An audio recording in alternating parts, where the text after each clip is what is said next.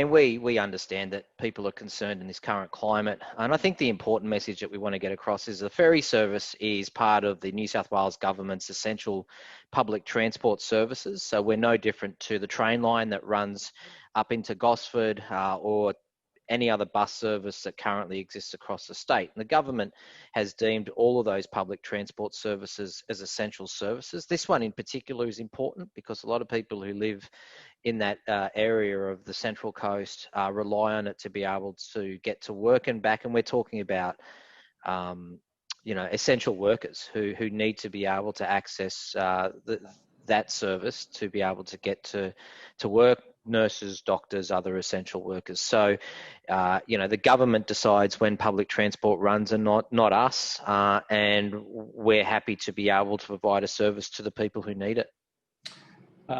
What are the precautions that you've put in place in this particular period?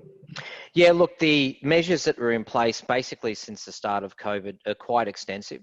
So in addition to your typical social distancing rules, which means that the number of people we can carry is reduced quite considerably, we have staff that are, obviously wearing masks and gloves. We're handing out masks to passengers. We're communicating with passengers on the wharf just to remind them of what the restrictions are in terms of travel, just to make sure that anyone who is traveling is doing so for, an essential service to get to work and back. So, we've got information available on the wharfs to remind people of what they need to do, sanitizing. So all the measures that have basically been in place from day one continue. And we will continue to provide those measures regardless of what happens, on the northern beaches. A lot of those measures have been in place since March. They're really effective, and they'll continue to be in place for as long as this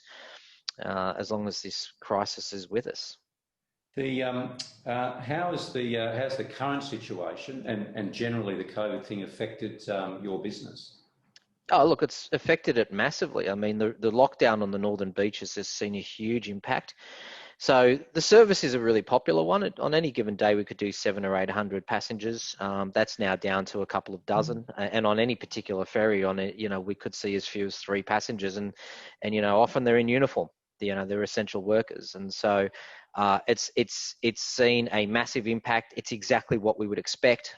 It's pleasing to see that people are doing the right thing and staying at home. That's reflected in the numbers.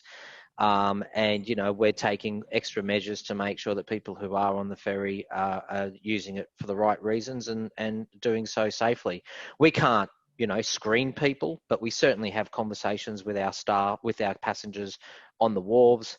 And we're pretty confident that, with all the measures that are now in place with the New South Wales government, additional safety measures and the measures that we've adopted, that, all of those steps are in place to keep people safe. Have the government asked you to implement some sort of tracing on the passengers that go on and off the transport network? So the government does that, and the way that they would do that, and as we saw, over the last few days, is that they are able to determine if there are any particular concerns or cases with passengers that they can identify. They can identify what time they were on the ferry, and then use that information to alert anyone who happened to be travelling to go and obviously isolate and get tested. We then adopt extra measures to make sure that our staff are safe and doing the right thing. So they will they'll go through the same process. We have staff on a roster. The rosters never intermingle. So if you're working on one shift, you get on the ferry, you do your job, you get off, you go home, you don't talk to anyone else. So we've also adopted extra measures to make sure that if there are any cases, that they're absolutely restricted and that it doesn't affect the broader network of people who work on the ferries or people who use the ferries. And so we saw that executed last week, where the government was able to identify what time the person was on the ferry, what day, and then communicate, as is the appropriate way. They then communicate to the public to make sure that anyone who may have been there does the right thing. So the NRMA, it's a vital service. I know it's very popular, particularly in those periods of bushfires and when there are problems along the train line. We've seen queues previously, even last year, of hundreds of people queuing up to use your service in these times. Mm. Is the NRMA here to stay as far as this ferry service is concerned? Yeah, so the services that we provide on the harbour are now one of the um, cornerstone services that the NRMA now offers, and so obviously it's the Palm Beach to Wagstaff service is very popular. We run the Manly to Circular Quay fast ferry route in Sydney. We run a whole raft of different suburb to suburb routes. We run a whole raft of different tourism services, including whale watching.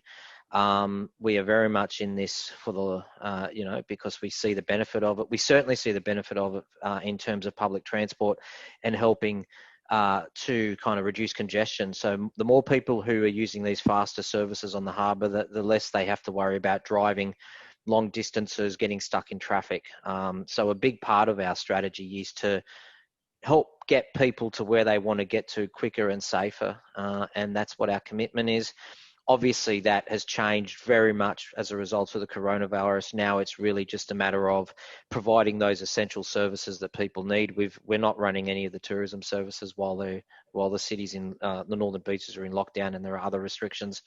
And the shift obviously is just to make sure that we can get essential workers home and to work safely.